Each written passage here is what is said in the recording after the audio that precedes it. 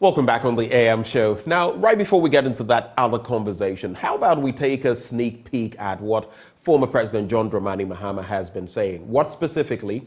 I'm referring to the 24-hour shift system, or the 3 or 2, depending on how you look at it, shift system, like applies in other jurisdictions. What would that mean for an economy like ours? Is it even practicable? Is it feasible? What would that mean for business, big business, small business? And of course, how could that impact our GDP?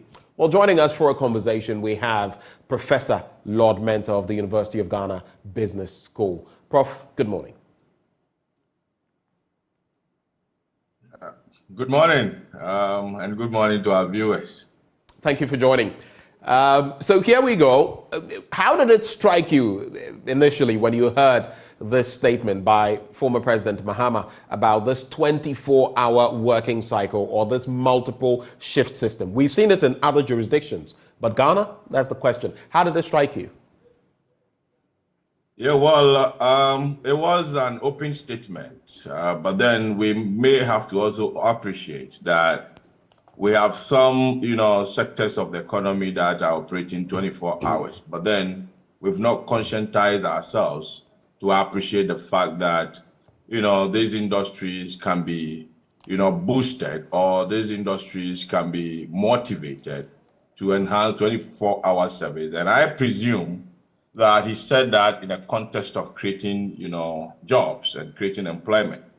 Our economy is reeling, but then it is an economy that people work for 8 hours, and they think we started work around 9 o'clock. And by 5 o'clock in the evening, job is done. We may have to go to sleep. But then there are some critical sectors like, healthcare, emergency services, transportation, customer support service that are required to operate 24 hours. As we speak now, some of them are operating 24 hours. But then the peak hours seem to be like a burden on employees. But then if we conscientize ourselves, for which government is able to align policies by, engaging the private sector. Some private sector operatives can operate, 24 hours. But then also we need to also look at the securities services. We talk about policing. It's right. 24 hours. But then the 24-hour service that police provide, the night service is somehow, some way, weaker, which we've not, looked at. Okay, fine. The same numbers that are working during the day, we can get the same working in the night, one way or the other, to create jobs. It all boils down to how government wants to position itself. Now, we have ourselves with the IMF. If you look at the 24-hour service, we cannot just pick that point alone and say government is ready to, go by 24-hour service. We need to look at all other things that was said, at the labor meeting by the former president. Right. We have a situation where, the policy alternatives that were provided seem to align with the IMF program. And by so doing, ahead of, talking about lean government. Lean government has a way of cutting down costs. So we're not going to see a situation where we have a government running at a higher cost, for which at every point in time, we're running a huge budget deficit that forces the government to go to the market every now and then, choking the market and then crowding out the private sector. But if it turns up that we go out there to run a lean government and we reduce, budget deficit as required by the IMF program that we find ourselves in, right, then the economy is going to be shifted from the corridors of government to businesses. And by so doing, if businesses are active and they can interest rates reduce as a result of government reducing its budget deficit, then obviously engaging private sector to run 24-hour service by increasing production, having market out there, then it would turn up to be creating, jobs for people. So I believe that we shouldn't, take the 24-hour job creation just all by itself, but other, policies that must go with it to make sure that, this is achieved we have to look at, all this holistically. So I believe it is feasible. Certain sectors are already operating, 24-hour service. We just have to make sure that we conscientize that. We have healthcare. Healthcare, every now and then you must be on standby, ready for emergencies and other things. Transportation, we have Uber services that are running, 24-hour, service. Midnight, you get people traveling, and customer support services. Like, for instance, when you have problem with your phone, meet MTN, you call them to. We just have to conscientize people that these are areas we can expand, to get people employed. The police service, you get police service, pushing people to go in the night, but not the same capacity as, they work in the day.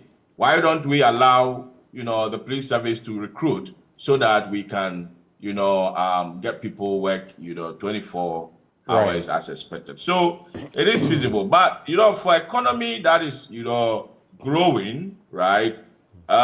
We find ourselves at the bottom part of, our economic dynamics. And I believe that, having, this 24-hour service policy, I know it cannot be, achieved within maybe 1 year or 2 years. But if you really have a plan, right, you start with a security service where businesses will be sure that we are protected in the night. Right. Definitely, you're going to get, activities running into the night, and it will create that kind of, job that is expected. So there are a number of things that have come through, and I find them interesting. You've already started talking about some of the things I wanted to get through, because I wanted to ask you how, for example, this could bolster the private sector and get it to tag along in terms of coming on board. Like you just stated, if there's security available and it's visible, then, for example, filling stations, fuel stations would want to run deep into the night, so that it doesn't mean by 10, 11 p.m. they've gone to sleep. And if you're driving coming from somewhere, the likelihood of topping up on fuel becomes a problem. But let's look at it from some of these angles. You mentioned healthcare. The reality is that, and I've been to hospitals at dawn before, unfortunately, at a point when COVID was, running amok. I had to go to the Greater Accra Regional Office Hospital. I'll tell you for a fact that a lot of these hospitals offer the bare bones, the barest minimum when it comes to healthcare. And so if it's not during the day and it's at night, can you imagine at that time of dawn, maybe 3, 4 a.m., I was being told to wait for a medical doctor who would only show up at about 8 a.m. There was no bed. You get it. It's simply non-existent around that point in time, unless maybe it's some private practice. So that is the reality. In terms of policing, we've heard stories of people telling you that you call the police, maybe there's a robbery or something, and they'll tell you, wait till morning and we'll come, or do your best and hold off the armed robbers till, you get it. So that's the picture. So in that sense, I feel if we were able, like you said, to get our act together, it would work very well. Now, here's what I'm thinking. There's Ayalolo, there's Metro Mass, the DVLA. There are some people who may work a 9 or 8 to 5, but they have renewals to do. Maybe it's the driver's license, maybe it's whatever it is, roadworthiness. They want to go to the DVLA. This would mean you can complete your work and go there and do whatever has to be done. Same with the GRA. So I think maybe along those lines, it could be very workable. But like you said, it must be with a whole approach to it. If you were rendering some advice on how to execute this, before I go to Malik Basintale, Deputy National Communications Officer of the NDC, along what lines would you be thinking, for starters, the most basic things to be looked at, Prof? Well, it has to do with, the segregation of the job market. You see, in other parts of the world, if you are being employed, sometimes you may be employed purposely for night. And I know people who have their personal economic activities during the day, and night they commit to their jobs. I have worked, in the night for 2 years in the UK before, because during the day I was studying, and I wanted to get something into my phone or my pocket, during, the night. So I was an active, person in the night. So you give incentives, for people to work in the night. And like I said earlier, it depends on how government position itself. And I believe with the things I've been hearing, and then I heard about some few things about NDC alternative policies that they want to roll out. I don't know whether you've seen it. And clearly, all the things in there, position the government, to be a government that wants to encourage the private sector, a government that wants to run, the economy by, moving away from a core, buoyant government business, right? And then shifting the economy to the private sector. And when it happens like that, you can give the private sector things like tax cuts, right? You can give them things like incentives to employ in the night. And so if, you have a government that is running a lean government that is not ready to start new projects, but rather taking stock of old projects and continuing with them, then obviously you could see that as a government that wants to transfer the economy to the private sector and possibly give, the private sector that incentive to work. So would that be a positive? Would that be a positive thing? The segregation of the labor market. And once you're able to segregate the labor market, conscientize people, give them incentive to work in the night, you should be able to run this policy. Interesting stuff. Let me also bring in, there's Malik Basintali of the NDC's end. There's also Collins Adomako-Mensah, a member of Parliament for Ifija Kwabre North. He joins the conversation. He's also a member of Parliament's Finance Committee. There are some other things I'll run by Collins later. But for now, Malik, so having joined the conversation, where really does the NDC sit on this matter of having a 24-hour working system with different shifts? What is the policy thinking as far as the NDC is concerned? Is that Malik we just lost? All right, Collins, thank you for joining the conversation.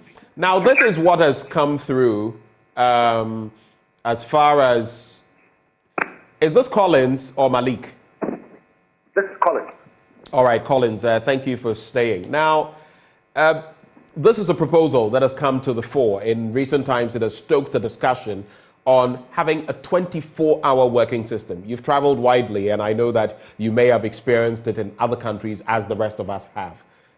What is your initial thinking on that and how it can boost our economy, especially regarding where we are now? Well, good morning to you, your good self, and it's been a while. I'm sure by next week this is your studio. But I listened to the former president, and I think this is not the first time I've heard him make this proposal. Unfortunately, I didn't get too much detail apart from the initial proposal and the initial announcement. I didn't get much detail. But the question is, Mr. Mahama, His Excellency, has to answer some few questions. And I keep telling my colleagues in the NDC that one of the biggest problems the NDC and Mr. Mahama will have is that he has been in government before. And he had the authority, he had the power. When did this idea of a 24-hour economy come in? Doesn't matter. I wanted us, because I don't want us to get into the politics of it, which is why I want us to look at the policy and whether it is good. It is a good angling for our economy. Whether someone did what's then and did what's now, we could say same about the MPP. That's not what we want to have out of this conversation. The point is whether this whole idea of a 24-hour economy is even a novelty. I used to work in the bank, and we had some staff members from the bank who used to stay behind because they have to communicate with our correspondent banks. Sometimes we have correspondent banks in Asia, in Europe, and all that. They have to stay behind to interact with them because of the time difference. As I speak here now, I know that I could apply for a passport or a DVLA license, even at 2 a.m., because of the digitalization agenda this government is already implementing. That is why I'm saying that I would like to know more, if you can throw more light on how he intends to implement that. But as I said, it's not a novelty. It's not something that has not been heard before, has not been done before. As I speak to you now, we have some institutions in this country that are running a 24-hour service. I know call centers that are 24 hours. You were talking about the police service. which has a call center that runs 24 hours. We're talking about real services. It's not just about maybe call centers that may be operational. We're talking about full operations like you would find in the UK, in the US, and other parts of the world. We're talking about, for example, filling stations. I don't know whether you've never encountered this, where you're coming from far away back into Accra or something, and you're struggling to get any filling station that is working. I get the point you are making, but I know of certain filling stations in this country that run a 24-hour service. I know certain pharmacies in this country that run 24 hours. That is why I'm saying that it will make the discussion will be more enlightened, or it will become easier if we are given more details as to how we intend to implement this particular 24-hour economy that His Excellency is talking about. On the face of it, it sounds interesting. It sounds a concept that we all have to look at and probably understand. But as I said, for me, as I sit here, it's not a novelty to me. I've seen other institutions run a 24-hour service. As you said, the filling stations. I know certain filling stations in this country that run 24 hours. I know pharmacies, and I'm sure you know certain pharmacies in this country that run 24 hours. So let's wait and get the details. And then from there, I think we can interrogate them. But on the face of it, it sounds an interesting idea. Let me bring in Malik Basintale, Deputy National Communications Officer of the NDC. What sort of thinking went into an idea like this? It has worked in other parts. It doesn't necessarily mean it will work in Ghana. There are bottlenecks, I should say, in terms of our economy. So what was the reasoning behind this proposal? Good morning to your viewers and some listeners. Two principles and two issues have been raised. One has to do with the rate of unemployment in the country. The other has to do with the declining growth in the country. And President Mahama, considering all these factors, arrived at a conclusion that it was right for Ghana to have a 24-hour economy. Let me see that, as you rightly said, this is not the first time we are having a similar thing within some jurisdictions in this country. Some of us who grew up in Tema will tell you that the harbor works closely to a 24-hour system in this country. Throughout the night, people are offloading things from, ships and what have you. The security agencies in this country run a 24-hour system. Hospitals in this country run a 24-hour system, including other businesses. What we haven't experienced, and I'm surprised that for 66 years, no president, has thought about that, is to ensure that government institutions also run a 24-hour system.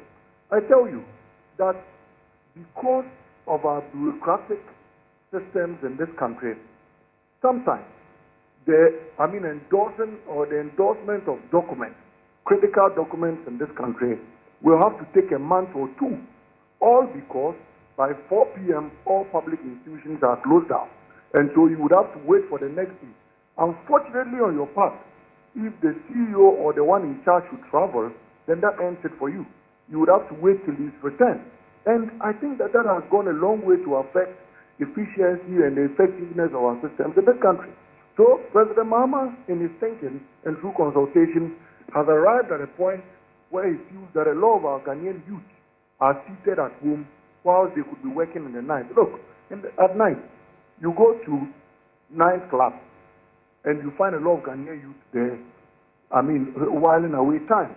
You go out to some joints and you find a lot of unemployed Ghanaian youth out there, seated there and engaging in conversation. These people could be actively working in the night for the government of Ghana. And in as much as we will use that to check the unemployment rate in this country, it would also go a long way to build upon productivity and the effectiveness of our systems in this country. It's been implemented in other countries. For those of you who travel to London, who travel to the US and what have you, you get there at 12 a.m. and the country is actively working. You get there at 2 a.m. and the country is running. So when you wake up and see them declaring very good growth rates, it's not because they closed at 4 p.m., went home to sleep and woke up at 7 a.m. again to report work. is because they were effectively working in the night while other countries were sleeping. And so, to achieve this, President Mahama has started enrolling the blueprint and unfolding it. In the coming days, you get to understand more. But most critical among them is how we are going to block revenue shortfalls in this country in order to boost up, the financing criteria for this. Because mind you, this is going to do with two main pillars, financing and then infrastructure. We have a lot of infrastructural projects that have been abandoned. Completing them will mean that we have to employ new stock onto them. And then we have a lot of human resources already available to get employed and work throughout the night. What has been challenging has been how to finance it. And President Mahama has said, look, we have over 100 ministers in this country. Under this regime, at a point in time, they had employed more than 120 ministers. President Mahama is saying that I'll cut that down. I'll reduce my ministerial stock to 60 ministers, and over 50 ministerial slots that will be saved. If we liquidate it, we'll be able to pay for more than 3,000 new youths that will be working. And you can do the calculation. Ministers today take over 22,000 Ghana citizens. Add these allowances, add these DSTV payments, add these chef and whatever, all the travel allowances and what have you. A minister in a month, you'll be saving close to 100,000 spent on that minister. If you multiply that by close to 60 ministers that will be taken out of the working stock, you get a good amount, and that could be used to pay a lot of Ghanaian youth out there. President Mahama has also said that should he close down or stop flying private jets in this country, paying about £14,000 an hour across the world, if you cut down on that, you will be able to save a lot of revenue again to pay some youth that will be working in this avenue. And so there's a clear roadmap to this. Cutting down on revenue leakages in this country would be able to employ many more people that will be working. Look, the reason for this, and I'll land on this before you come in. The reason for this is because you go to institutions today, and the reason why many institutions are unable to employ is because of the working time. So you work from 7 to 4. You cannot employ 200 people to that same facility to be at the office from 7 to 4. Doing what? But if you run a 24-hour shift system, at least you have 3 shifts. There are those who come in the morning from 7 a.m. to 2 p.m. Some will come from 2 p.m. to 8 p.m. and others will come from 8 p.m. to the next day. You will be able to employ even 300 people within that same facility. Well, all right.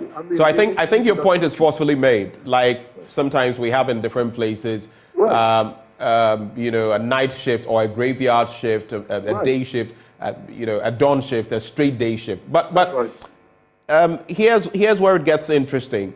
You need an entire system overhaul, at least in some aspects, to get things running. I know in health and all of that, there's a backlog of nurses, even doctors now, that you could quickly feed into the system. But when you talk about financing through cutting down on ministers, yes, you may cut some costs, but let's do the math. If we are looking at even 60 ministers, who are going to not form part of a new administration from the NDC, and you are using those 60 ministers as a sort of benchmark, you multiply the 100,000 you claim. So salary, other perks, allowances, other things that they get. And then you multiply that 100,000 by 12, you get 1.2 million. By 60, you get 72 million Ghana cedis. Will that be enough to get such a program off and running? I wanted to quickly address that before I go to Professor Mensah on the same question. So not all governmental institutions rely solely on the consolidated fund for salaries. Not all governmental institutions. We have manufacturing companies that work to pay themselves. And so if a steel manufacturing company, let's take Valco, for example, if a steel manufacturing company produces 100 steel a day or 100 sheets a day, if you run a 24-hour system, it means that they will be able to produce 200 or 300 sheets in a day. And so if they produce 200 or 300 sheets in a day and sell those, they'll be able to pay for people who will be working throughout the night if you make it a deliberate policy for them. And so you have, for example, the Mineral Commission, for example, they don't depend on government for salaries. They pay themselves because it's an IDF institution. So if all these institutions are able to work at a double rate, it means that they will be able to get more revenue to pay the people that will be working throughout, those times in this country. And then you add on to the revenue shortfalls are already indicated. There's so much wastage in this country. There are so much leakages in this country, revenue leakages. Government invests in unnecessary things, unnecessary expenditure. Look, presidential suffers, for example, you have more than 1,600 today. President Mahama has said he will run such a reckless system. He would cut down those numbers. More than 600 of people who are presidential suffers today do not do anything as a president. Trust me, many of them are those who come on social media stuff and then engage in unnecessary battles and banters and politics. And so cutting down on that number will also save space to push more people into the manufacturing sector or into the public institutions in this country. And so the main focus is creating jobs whilst ensuring economic growth. So we are just not interested in employing 2,000 or 10,000 people into the system, all because people are unemployed. But our country is at a crossroads, and we need to beef up our economic growth. If we don't, in the next 4 or 5 years, my brother, you and I will have no future again in this country. Can you imagine that a government comes to tell us that the entire system is expected to grow at a paltry 1.5%? That is abysmal in this country. And so we are looking at reducing unemployment rate from the close to 13% to, a minimal of 5%, and then even much more downward. Okay. And also increase our growth rate, economic growth in this country, so we're able to beef up our GDP figures. And while if our economic weather should look good, I think that goes a long way to affect everybody, both our macro and micro fundamentals in this country. All right. Malik, we're grateful that you joined us to share your thoughts on this conversation. Malik Basintale is Deputy National Communications Officer of the NDC. We're grateful for your time, sir. Let me now bring in Professor Lord Mensah. What do you think of SAME in terms of the calculation I did based on what Malik mentioned and the prospects, basically? 72 million Ghana cedis. Of course, government may be a future government trying to roll this out, may be able to mop up other funds from there. But let's even assume it's about 100 million Ghana cedis. Is that enough to get this, started running? Right. So let's not look at it as government absorbing all the expenditure when it comes to, this policy. If you listen to me carefully, my earlier submission, I emphasize on private sector involvement. Government should be ready to create that kind of, conducive environment for private sector to come in. So they can comfortably roll out, this policy. Now, the reason why I'm saying this is that if government runs, a business and it turns out that they reduce, their expenditure as a result of cutting down some ministries or merging some ministries, obviously savings will be made. That alone may not necessarily be enough to, absorb, workers onto, into the night shift or maybe into the 24-hour, service, for them to be paid. But the fact that government has reduced its expenditure, it has a way of building up into interest rate structures, because government demand for money goes down. And once government demand for money goes down, it turns up that interest rate structures will come down. And once interest rate structures comes down, obviously the private man access to funds improves. And once private man's access to funds improves and, government, given the position that they don't need much funds, then they reduce possibly taxes, giving tax incentives. That private business should be able to use the proceeds that they were supposed to use to pay taxes and then possibly access to funds as a result of lower interest rate to expand their business. And once they expand the business, it is expected that they will employ, possibly with the incentives that government is giving and conscientizing the business that they can run 24 hours. They should be able to absorb people onto the payroll and engage them off, peak hours. So from where I sit, it is a feasible policy, but depends on how government positions itself. And from the signals I get on the ground, I believe, the whole exercise should be able to, come up, possibly. Because now, if you take industries like the gig industry, it's more or less a 24-hour, kind of job, because most of them work on their, computers and other things.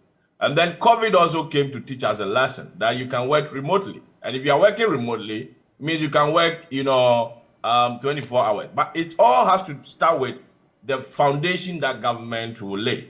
And this foundation should start from security services. And once government is able to, provide that 24-hour security, I can assure you that businesses, will fall in making sure that this policy works. Hold for me, Prof. Let me bring in Dr. Stephen Amwa. He is Deputy Minister for Trade and Industry. Doc, thank you for joining the conversation. For having me on your side, please. Hello, Dr. Amwa. Your voice sounds a bit muffled. Let's try this again. Good morning, sir. Sorry, can you hear me now? Yes, it's much better. Much better. I'm sorry. That's fine. I guess it's the connection that was the problem. Okay. So here is what is happening. Former President Mahama, and we're trying to eschew the politics in it. It doesn't matter where it's coming from. But he is suggesting a 24-hour shift, 2 or 3 working shifts operational within the day for different aspects of the economy. And of course, we know that unemployment, that rate right now standing at around 14%, youth unemployment going even higher to about 40%. But there are so many other dynamics to look at. From where you sit, is this a workable plan? Is this something that could bring benefits to Ghana? And how would we go about it?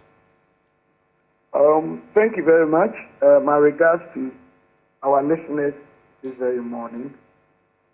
In the first place, it will be very unfair and incorrect for me to draw any inferences or conclude that it's workable or it's not workable when I haven't gotten the details of what he wants to do.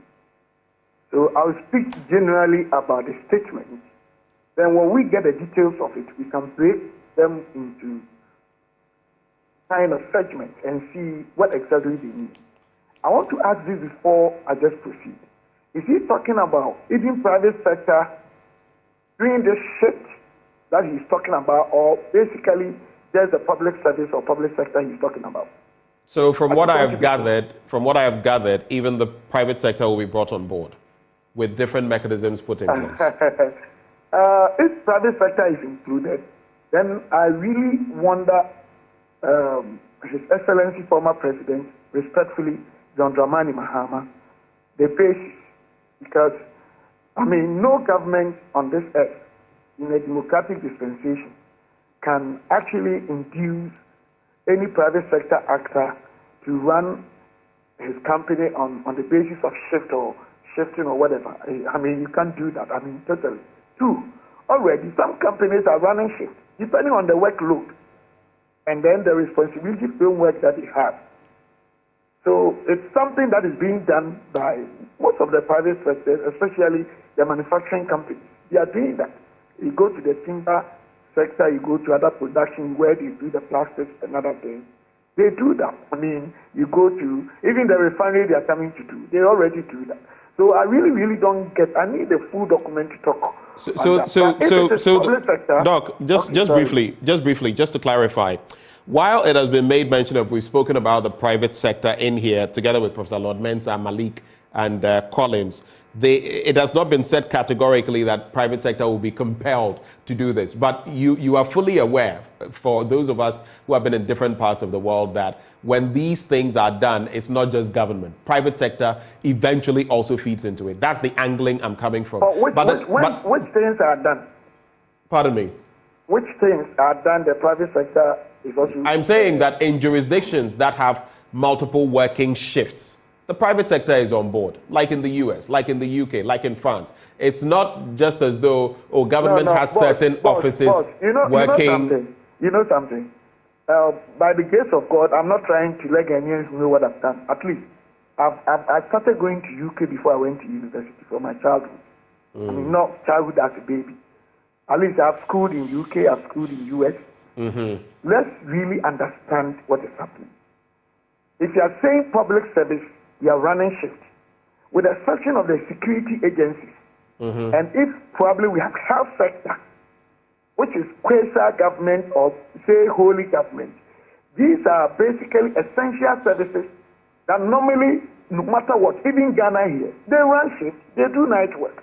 So let's iterate what he's saying in a context that we know that, something innovative, something new is being brought on board. These are the details, these are the benefits, the reasons we are doing that. This is what we are going to derive from. I think we need to, that is why I'm being careful. Dr. Amwa, allow me to explain. You call me. Let me explain with my technical understanding and things. I'm not debating you. Okay. What I'm trying to say is that let's situate this whole statement in a way that we will know that, we are not doing this and it is wrong. We are doing ABC, we are going to do ABC and that's right. The reason being this, these are the benefits or pros we are going to get from. This is what I'm talking about because it still remains very ambiguous statement. Maybe because I haven't had the opportunity to read the entire document. I don't want to rush and make any statement out of arbitrariness because of politics. I don't want to do that. I'm trying to change a whole lot of things in my life as individual. But I am surprised because Ghana here, even the public service that we have, with the exception of the security agencies and the health sector, go to the ministries this morning, whether A or B and C, whether in terms of productivity, even the workload, as against even the employed staff we have. At the end of the day, each of them, we derive the needed productive work against the working hours that we do and the work we want to derive with respect to the emoluments that we outlay, being about 60 to 70% of internally generated funds. That's why I'm saying that maybe the former president has done some work. He can just demonstrate to Ghanaians clearly that we know where he's tapping the path to. Because for now, it doesn't look clear. To be honest with you, it doesn't really look clear. And the workload in France and UK and other places, compare that to the workload here. And even the existing state institutions, go and find out whether we can run shifts in the night and the day, and even the existing work going on today, even the 8-hour shift that we do, whether most of them, when you go there actively, they are working. Most of them, which it is not true. You can go and check whether it's under Party A or B, whether it's a quasi-government or not, with the exception of the purely private sector, the health sector, and then the security, that they can run shift, or they run shift already. And even those you can say actively they work, education sector, being the university, primary school, you see, total productive work being done. Other than that, I don't know exactly what he wants to do. So he should really explain it well to us, or make the documents available to all of us to read it. Then we can honestly, I don't want to do the wishy-washy policies all of us have been doing over the years. Once there's something from an opposition party or government, you just come out and condemn it or praise it. I think we need to have a new paradigm shift. And this is my approach. For now, it doesn't look clear. It doesn't look clear. All right, Dr. Amwa, so I think I understand where you're coming from this standpoint. You didn't join the conversation from the start. If you had, you would have realized that these very points you are making, we've already raised them, even looking at the practicality of running such a system on our economy, on the back of our economy and everything that is happening. What we are trying to do, without even having all the details, we're just trying to find out, is this something, for example, that could work in our interest in terms of bolstering our economy, in terms of unemployment, in terms of changing the parameters of our economy from what we focused on for so long?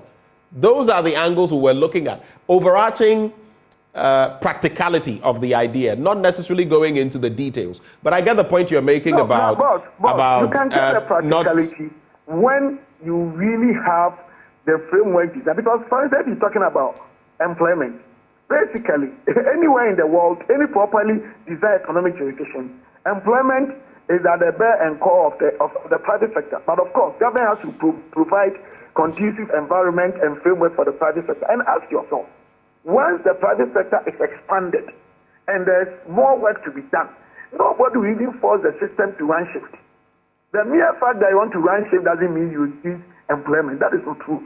Employment to be. I don't think anyone has said that, Doc. We are just saying we are drawing extrapolations. You are saying that, boss, we are not debating. I think you call me as an expert to bring my view. If you allow me, I give my view, leave it for yourself and the public to listen. I'm not saying you've said that. You made mention of other things that are needed, which I agree with you. But I am saying that the fact that you want to run shit doesn't mean that you increase employment.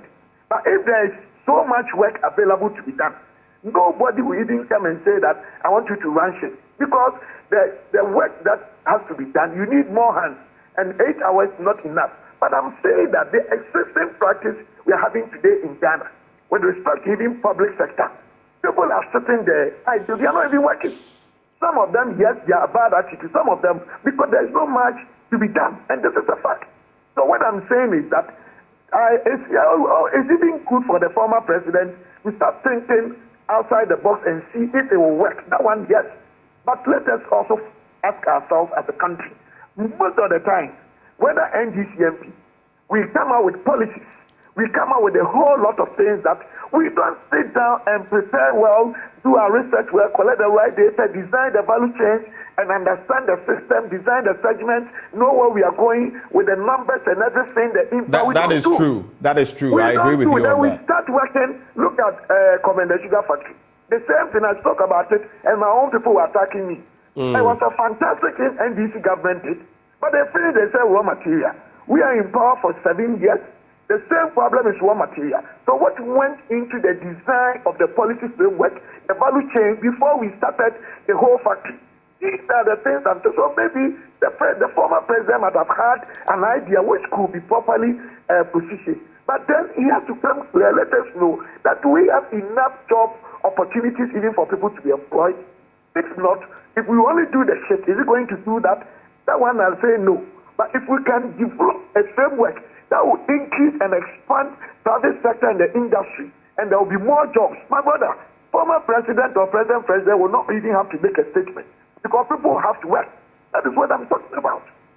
That is also, I think they should let us have the framework, the detailed framework that they have, so that we can support it or not. I can't say it's a good or bad idea when I haven't read what it said, but the existing practice in Ghana today, I mean, talking about running shifts, especially within the public sector or service, apart from security agencies and the health service, I doubt that would be really, really feasible. I'm not saying it's not a good idea.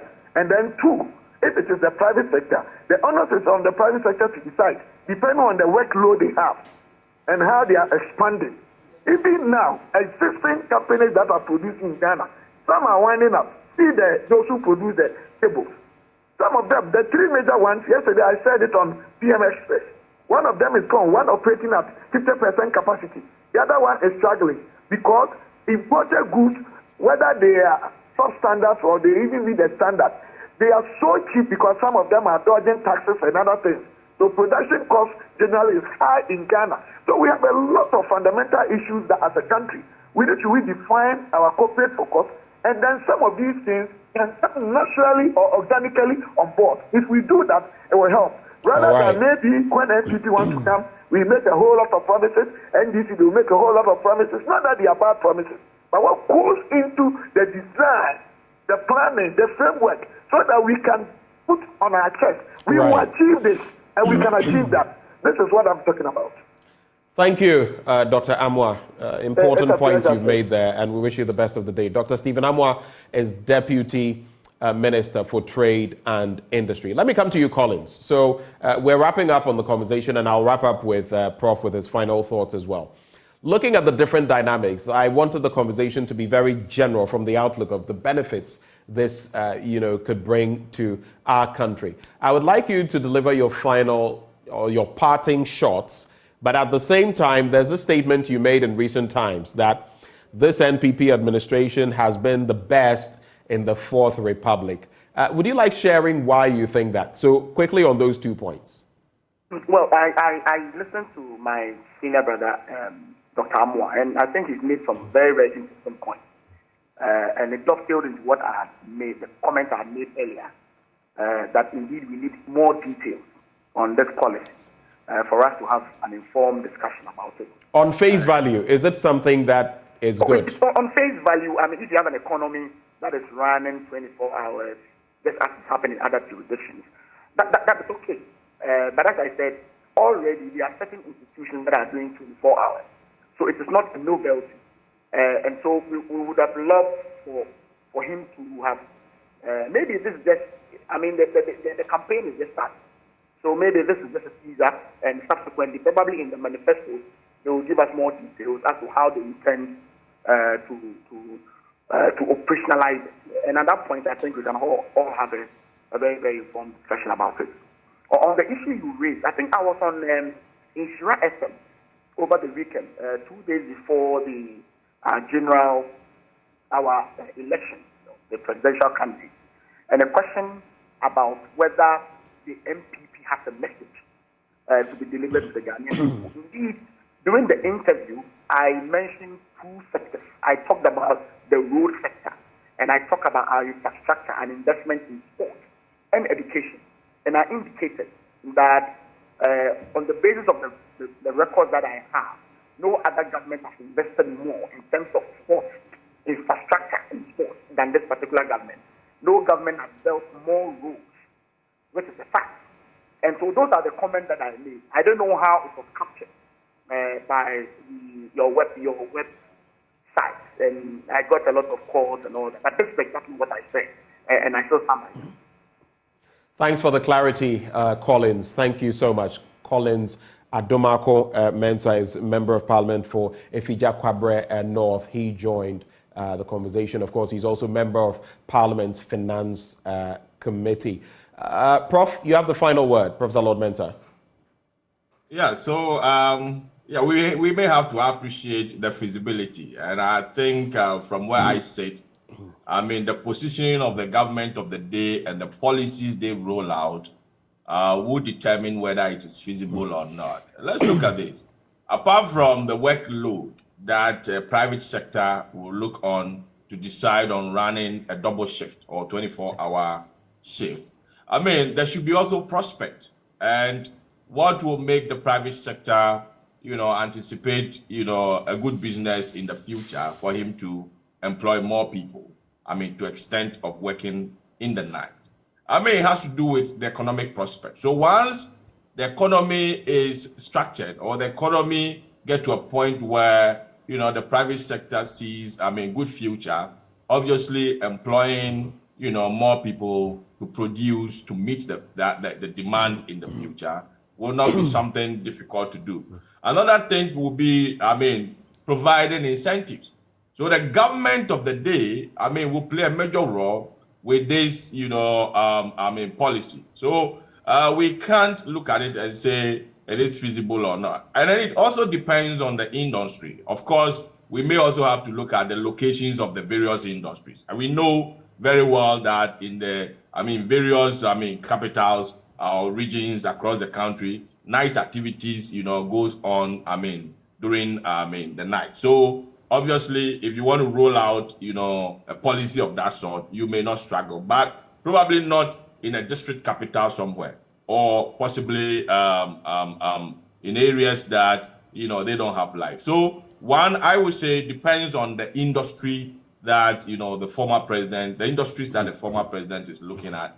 Another thing would be how to provide security, to give assurance that if you're going about your business, you are secured, and possibly, the locations of those businesses. Thank you, Professor Mensah, for having joined this conversation. Professor Lord Mensah is with the University of Ghana Business School. So this has been our conversation, teasing out some aspects of what former President Mahama said about a 24-hour working system with different shifts. What are the little pieces, the cogs in the wheel that will bring about such a project? And it doesn't really matter about which political party. Is it workable? Will it boost our economy? Will it decrease youth unemployment and all of that, or unemployment generally? Those are the matters we're focusing on. And that has been our conversation so far. Well, after we take a break, we're going to be contemplating this aspect of some 150 children of Burkinabe extraction among some asylum seekers who have enrolled in a Ghanaian primary school in the Boku West district of the Upper East region. Now, this is after World Vision had provided some facilities to the schools. We'll be expanding the conversation here on the AM Show.